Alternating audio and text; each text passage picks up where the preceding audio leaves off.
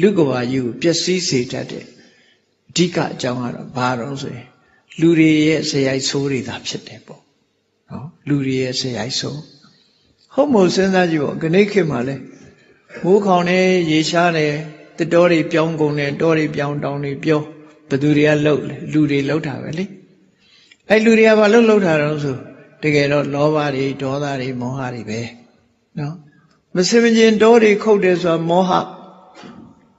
လောဘကြီးပြီးတော့ခုတ်တာလောဘနော်အဲ့တော့လောဘတွေဒေါသတွေနဲ့တောကြီးတွေကပြုံးကုန်တာသူတို့ပြုံးကုန်သည့်အတွက်ကြောင့်ရာသီဥတုတွေပျက်စီးလာရာသီဥတုပျက်စီးသွားခြင်းကြောင့်ဒီလူတွေရဲ့အာဟာရတွေလည်းထိခိုက်ပျက်စီးမှုတွေရှိတယ်အဲ့ကြတော့လူတွေဟာယောဂဝေဒနာတွေဖြစ်ပွားပြီးအသေးပြောက်များလာတာဒါလည်းလူကြီးရောပါခြင်းအကြောင်းတစ်ခုဒီလိုဆက်ဆက်မှုတွေရှိတယ်ပေါ့နော်လူဆက်ဆက်မှုတွေရှိဒီမှာမြတ်စွာဘုရားဖြေထားတဲ့အဖြေထဲမှာဘာပါတော့ဆိုလူသားတွေရဲ့ဇယိုက်ဆိုးကို၃မျိုးဖော်ပြထားတာနံပါတ်၁ကဘာတော့ဆိုအတ္တမရာဂတော်တော်ကိုတရားမဲ့တဲ့တတ်မဲ့မှုဒီလိုဆိုလို့တယ်နော်အဓမ္မရာဂဓမ္မရဲ့ဆန့်ကျင်မဲ့လူတွေလုံနေကြတဲ့လူတွေရဲ့ရာဂဆိုတဲ့တတ်မဲ့မှုဟာအတော်ကိုတရားလွန်တယ်လို့ဒီလိုဆိုလို့တယ်ပေါ့နော်တရားလွန်တဲ့အဓမ္မဆိုတရားလွန်တဲ့တတ်မဲ့မှုအဲ့ဒါတခုနောက်တစ်ခုကတော့ဝိသမလောဘလူတွေရဲ့တဏ္ဍာမှာဖြစ်တဲ့အတော်ကိုညီမျှမှုကိုဖျက်ဆီးတဲ့မညီမမျှအစွမ်းရောက်တဲ့လောဘလို့ဆိုလို့ဝိသမလောဘဆိုလောဘဆိုတာဒီလိုချင်တာဆိုတာအစွမ်းရောက်တဲ့လိုချင်မှုဆိုတာကိုယ့်ဟာကိုယ်လိုချင်တာကြတော့အစွမ်းမရောက်ဘူးလို့ပြောလို့ရတယ်နော်ကိုယ်ပိုင်တာကိုယ်လိုချင်တာအစွမ်းမရောက်ဘူးသူများဟာလိုချင်တာအစွမ်းရောက်သွားပြီလွန်ကဲတယ်ပေါ့အခုကပြောတယ်မို့လားနေမှာခရမ်းလွန်ရောင်ချီဆိုတာရှိလာတယ်မဟုတ်လားလူကိုအန္တရာယ်ပေးတယ်လေအဲ့ဒါလိုပဲဝိသမလောဘဆိုခရမ်းလွန်ရောင်ချီလိုပဲလွန်ကဲတဲ့လောဘအဲ့ဒါလည်းအန္တရာယ်ရှိတယ်နော်ခရမ်းလွန်ရောင်ချီ ultraviolet အဲ့ဒါနဲ့အန္တရာယ်ရှိတာမဟုတ်ဘူး ultra greedy ပေါ့နော်အလုံးကိုလွန်ကဲလာတဲ့လောဘလို့ဆိုလို့အဲ့ဒါလည်းလူရဲ့ဇယိုက်ဆိုးတွေပေါ့ဒီကနေ့ခေတ်မှာတိုးတက်များပြားလာအတ္တမရာဂဆိုတဲ့ဓမ္မနဲ့ဆန့်ကျင်ပြီးတော့နော်တရားလွန်တဲ့ရာဂတွေဖြစ်ကြတယ်ဝိသမလောဘလို့ဆိုတဲ့ဒီမျှတမှုမရှိလွန်ကဲလာတဲ့လောဘတွေဖြစ်ကြတယ်မိစ္ဆာဓမ္မလို့ဆိုတဲ့အတိုင်းမမကျင့်သုံးနေထိုင်ပြောဆိုကြတယ်ဆိုတဲ့ဒီသဘာဝတရားဒီဇယိုက်ဆိုး၃မျိုးဟာလူလောကကြီးကိုပျက်စီးဖို့ဖော်ဆောင်နေတဲ့လူတွေရဲ့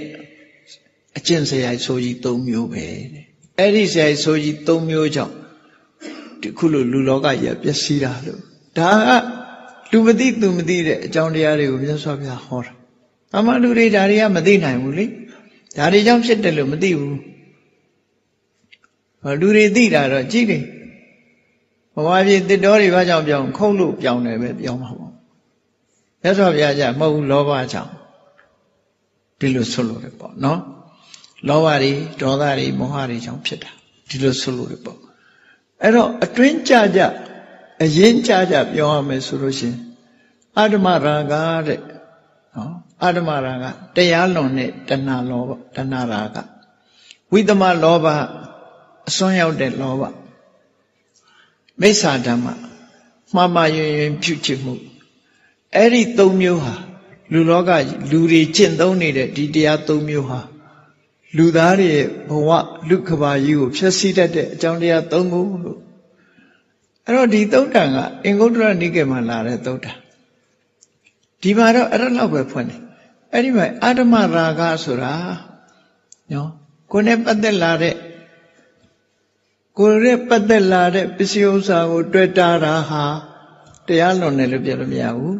ကိုယ်နဲ့မပတ်သက်တာကိုပါတွေ့တာလာတယ်ဆိုရင်အတ္တမဒီလိုဆိုလို့ရတယ်နော်ဝိသမလောဘကလည်းကိုယ်ပိုင်တဲ့အရာပေါ်မှာလိုချင်တာတရားလွန်တယ်လို့ပြောလို့မရဘူး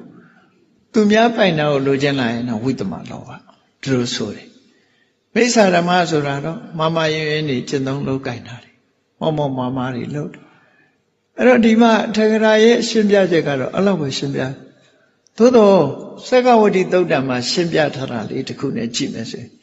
ဒီကနေ့ခေတ်မှာအဲ့ဒါတွေဖြစ်နေတာကိုသွားတွေ့ရနော်ဒီကနေ့ခေတ်မှာဖြစ်အတ္တမရာဂဆိုတာဘာကိုပြောတာတော့ဆိုတရားမဲ့တဲ့တဏှာရာဂမတတ်မဲ့ရမယ့်နေရာကိုတတ်မဲ့တယ်ဆိုပါစို့သားသမီးကသားကအမေကိုတတ်မဲ့တာအဖေကသမီးကိုတတ်မဲ့တာဟောအဲ့ဒါမျိုးအတ္တမရာဂလို့ခေါ်တယ်နော်မတတ်မဲ့ရမယ့်နေရာမတော်တတ်မဲ့ဒါကတိခေတ်မှာဖြစ်နေတဲ့ဇယိုက်ဆိုးပဲလူတွေဘယ်သူမှမကြိုက်ဘူးပေါ့ဒါမျိုးဒီဇယိုက်ဆိုးမျိုးရှိတဲ့လူကိုကန့်ကွက်ကြတာနော်အဲ့ဒါဇယိုက်ဆိုးတစ်ခုအတ္တမရာဂဆိုတာမဖြစ်တဲ့နေရာမှာတဏှာရာဂဖြစ်တာဝိတ္တမလောဘဆိုတာဖြစ်တဲ့ဖြစ်ထိုက်တဲ့ကိုယ်နဲ့ပတ်သက်တဲ့နော်ကိုယ်နဲ့ပတ်သက်တဲ့ကိစ္စမှာလောဘဖြစ်တာပြောစရာမရှိဘူးမပတ်သက်တာရောပတ်သက်တာရောအကုန်လုံးပတ်သက်တဲ့နေရာမှာနေမဲ့အလွန်အကျွံဖြစ်တာဝိတ္တမလောဘလို့ခေါ်မိစ္ဆာဓမ္မကြတော့ဘာပြောတာတော့လို့ဆိုခဏိခေတ်စားနေတဲ့မိစ္ဆာဓမ္မဘာလဲဆိုနော်ပြောရမယ်ဆိုရင်စာတဲ့အတိုင်းပြောတာနော်စာတဲ့အတိုင်းပြောတာနော်ကြားချင်းမချင်းခဏိခေတ်မှာလေခေတို့ lesbian တို့G2G ဆိုတာ G to G ပေါ့ L to L G to L L to G ပေါ့အဲ့လိုပဲပြောလိုက်ပြီနော်ကြားချင်းမချင်းတက်မဲ့တဲ့အရာတွေဖြစ်ပေါ်လာတာဟာဒါမိစ္ဆာဓမ္မလို့ခေါ်တယ် wrong practice ပေါ့အဓိပ္ပာယ်ပြန်မယ်ဆို wrong practice ခဏိခေတ်မှာလူလောကမှာဥပဒေကခွင့်ပြုရတဲ့အနေအထားမျိုးထိရောက်လာပြီလေဥပဒေကခွင့်ပြုလာပြီတချို့နိုင်ငံတွေပါဥပဒေကခွင့်ပြုတယ်ဆိုတာလူလုပ်တဲ့ဥပဒေပြောတာပါတချို့နိုင်ငံတွေကခွင့်လုပ်တဲ့အဓိပ္ပာယ်တွေဖြစ်လာအဲ့တော့ဒီလို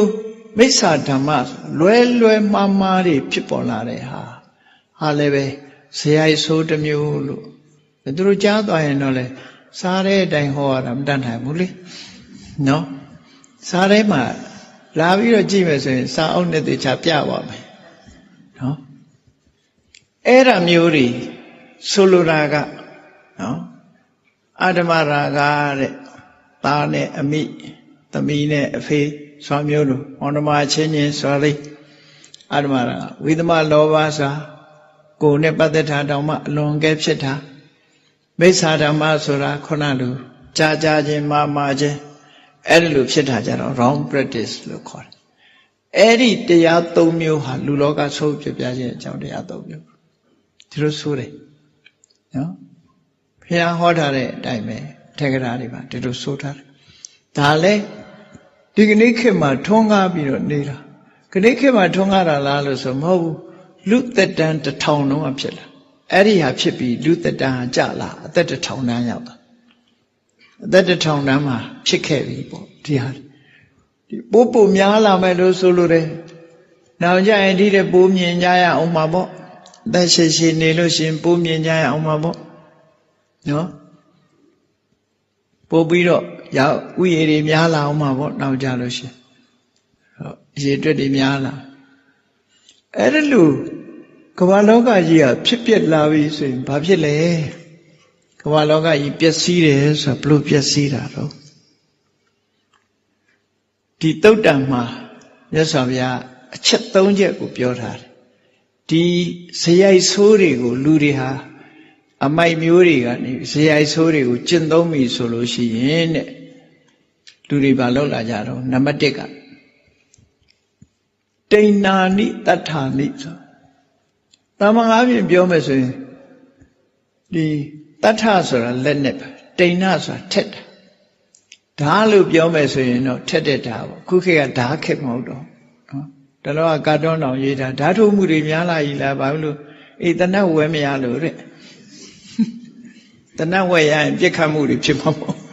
အခုကတနတ်မရှိလို့ဓာထုတ်မှုများဆိုးသွား နော်မင်းဓာတုမှုတွေများလာပြီလားဆိုတော့တဏှတ်မှဝင်မရအဲ့လိုပဲအဲ့တော့ဒိဏာနိတဋ္ဌာနိဆိုတာ very powerful weapon နော်အစွမ်းထက်တဲ့လက်နဲ့လို့ဆိုလို့တယ် powerful weapon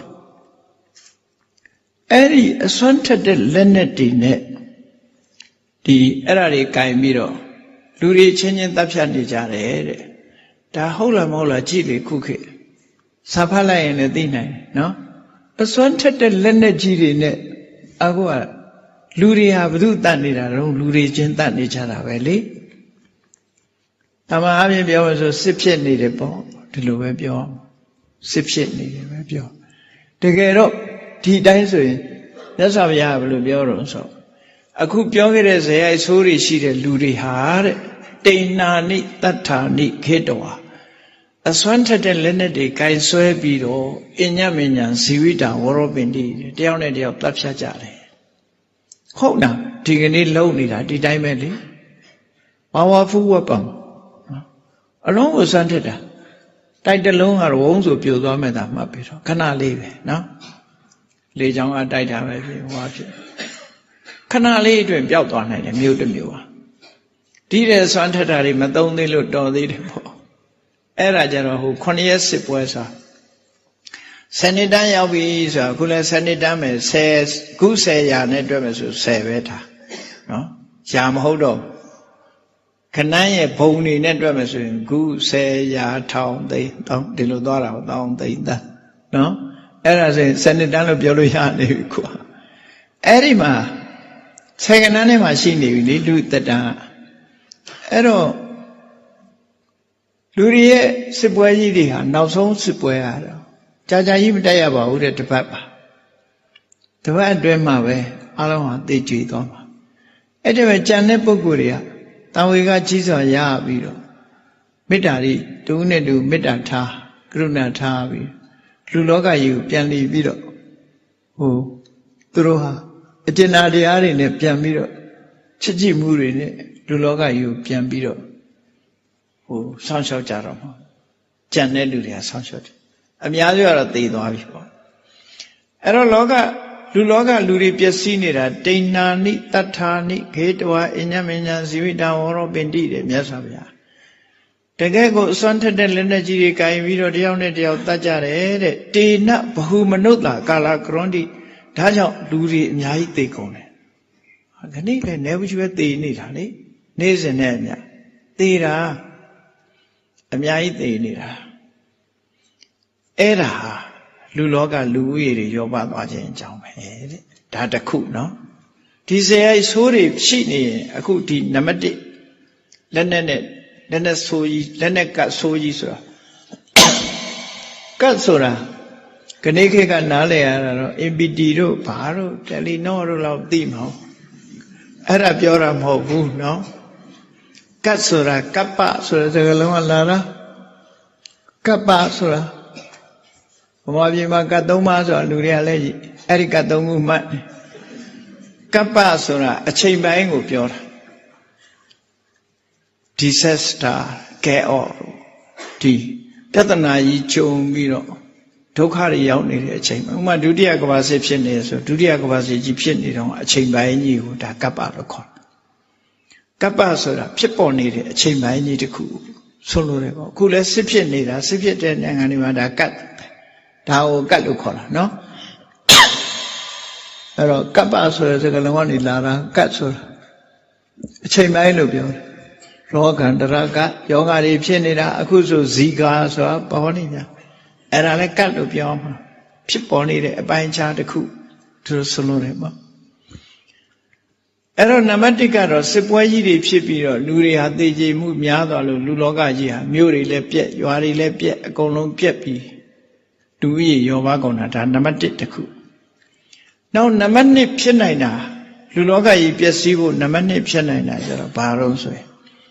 အဲ့ဒီလိုလူတွေဟာဇေယျဆိုးတွေကိုအမိုက်မျိုးတွေကလိုက်ပြီးတော့ကျင့်သုံးတဲ့အခါမှာအများစုကဇေယျဆိုးတွေဖြစ်လာပြီဆိုရင်ဘာဖြစ်ဒေဝနာတမ္မာဒါရံပဝိအနုပဝိသတိမိုးကမမှန်တော့ဘူးအခုလည်းမမှန်တော့ဘူးသိချတယ်နော်များခြင်းများတယ် နဲခြင်းနဲတယ်မရွာခြင်းလည်းမရွာရွာလိုက်ရင်လည်းဟုတ်လားရွာလိုက်လို့ရှိရင်လည်းအကုန်မျောချကုန်အိမ်ဒီဘာတွေပါကုန်ရွာတာအဲ့ဒါမိုးကောင်းမဟုတ်ဘူးနော်အဲ့တော့ကံမိုးပေါ့အဲ့ဒါလို့ဒေဝတမ္မာဒါရံမှန်မှန်ကန်ကန်သူရွာသေးရွာလိုက်တဲ့အချိန်မှာရွာတယ်မရွာသေးတဲ့အချိန်ကိုမရွာဘူးရွာတဲ့အချိန်မှာရွာတယ်ဆိုတဲ့မှန်မှန်ကန်ကန်ရွာတဲ့မိုးမျိုးမဟုတ်တော့ပဲနဲ့အဖြစ်မိုးတွေရွာချတယ်တဲ့တေနဒုဗ္ဗိခံအဲ့ဒါကြောင့်လူတွေစုဆောင်းထားတဲ့စားစရာတောက်စရာတွေစပါးတွေပဲတွေကြက်သွန်တွေပါသွားရတနည်းအားဖြင့်ပါသွားရရှိတယ်လေနော်ကျွတ်ရတွေပါအဲ့မှာပဲတွေပါလှမ်းထားကြပါသွားပြီညရေတိုက်စားလို့ပါသွားကြက်သွန်တွေပါသွားပြီပါသွားတယ်အဲ့ဒီလိုဖြစ်ယုံမြမကဘူးစိုက်လိုက်မိုးတွေရွာလို့အကုန်လုံးပါသွားတော့လယ်တွေလည်းပြက်စိုက်ပျိုးရေးသီးနှံတွေအကုန်ပြက်တဲ့အခါကျတော့ဘာဖြစ်လာတော့ဆိုအစာရေစာခေါင်းမငတ်ပေါ်လာမလောက်တော့စားစရာတောက်စရာမလောက်တော့ဘူးဒုတ်တတံစပါးလည်းမပြည့်စုံတော့ဘူးနောက်ဆုံးမှာတလာကံဥဒ္ဒဒီရှယ်ယာနဲ့အသက်မွေးရတဲ့ဟာမျိုးခွဲရမ်းနဲ့အသက်မွေးရတဲ့အခြေအနေမျိုးထိအောင်ရောက်သွားနိုင်တယ်တဲ့ဒုဗ္ဗိခဖြစ်ပြီအစာရေစာခေါင်းမလို့ဟိုးလွန်ခဲ့တဲ့လေကအနှစ်20လောက်ကအီသီယိုးပီးယားမှာဖြစ်တဲ့အစာရေစာခေါင်းမတဲ့ပုံလေးတွေများကြည့်မိရင်တော့အမှန်တမ်းကြောက်စရာကောင်းတယ်ပေါ့နော်အဲ့ဒါလို့ဒီလိုဖြစ်တတ်တယ်တဲ့ဒါဒုတိယအဲ့ကြတော့လူတွေဟာအများစုသေဆုံးကုန်ကြတယ်အဲ့ဒီသေဆုံးကုန်ကြသည့်အတွက်ကြောင့်လူဦးရေတွေလည်းရောပါသွားတယ်မြို့တွေရွာတွေလည်းပျက်စီးကုန်တယ်လို့တို့ဆိုတယ်နောက်နံပါတ်3ကတော့တာမန်လူတွေမသိနိုင်တဲ့အချက်တစ်ခုပြောဒီနှစ်ခုကသိနိုင်တယ်စစ်ပွဲတွေဖြစ်လို့သေတာရဲ့နော်စစ်ပွဲဖြစ်လို့သေတာရဲ့မိုးဖြစ်လို့ပြက်ကုန်တာတွေရဲ့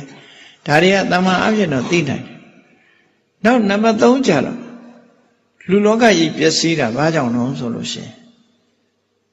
ဒီလူတွေမမြင်ရတဲ့အမနုဿလူထုတတဝါတွေဆိုတာဒီနေရာမှာတူတယ်ဆိုတဲ့အဓိပ္ပာယ်နော်လူထုတတဝါလူထုတတဝါဆိုတာဘယ်သူတွေခေါ်တာတော့ဆိုဗုဒ္ဓတွေတဆေတွေပြိတ္တာတွေတရေတွေတပည့်တွေပေါ့နော်အဲ့ဒီကောင်တွေအမနုဿဝါလေအမနုဿေအုတ်ချုပ်တဲ့နတ်တွေကအဲ့ဒီလိုဇေယိုက်ဆိုးရှိတဲ့ဘလူတပည့်တရေတွေတပည့်တွေကိုလူလောကထဲမှာသူတို့ကလွတ်လိုက်ကြတယ်နော်ထိမ့်ချုပ်မှုလွတ်ပေးလိုက်တယ်မထိန်တဲ့အခါအဲ့ဒီကောင်တွေကဝိညာဉ်တိုင်းဝင်တောင်းကြရင်တိုင်းတောင်းကြတလောကတော့မှတောင်းကြတယ်မဟုတ်လားဘာလို့မြောက်မြမျိုးနာမှာနော်ကျောင်းတစ်ကျောင်းမှာတရေဝင်ပူးနေတယ်ဆိုတာအဲ့ဒီလိုအမျိုးတွေတောင်းကြမှုတွေများလာမှာပဲနောက်ကြလို့ရှိရင်နော်အဲ့ဒါလို့သူတို့လွတ်လိုက်လို့တောင်းချမ်းကုန်တောင်းချမ်းလို့လူတွေသေးကုန်တလောကလည်းမြင်လားကလေးတွေတရေဘူးတွေဆိုသတ်ဖြစ်တယ်လို့တောင်းချမ်းမှုတွေဟာလောကကြီးမှာကိုမသိတာတွေလည်းရှိနေဦးမှာပဲဒါတွေကနော်အဲ့ဒီမှာစာထဲမှာဘယ်လိုဆိုတော့ဆိုယက္ခာဝါလီအမနုတေဩတ္တသန္တိယက္ခာထိမ့်သိမ်းဆောင်းရှောက်နိုင်တဲ့နတ်တွေကဘလူကြီးတွေကနော်ခါတိုင်းဆိုအုပ်ဆုပ်ထားတာဝါလီအမနုတေအတော်ကိုလက်ရဲဆဲရဲရှိတဲ့တရေတပည့်တွေကိုဩတ္တသန္တိလူလောကမှာလွတ်ထားလိုက်ကြတယ်မထိန်တော့အသွားရဘူးလို့ဘာလို့ထိန်ချုပ်မှုမရှိ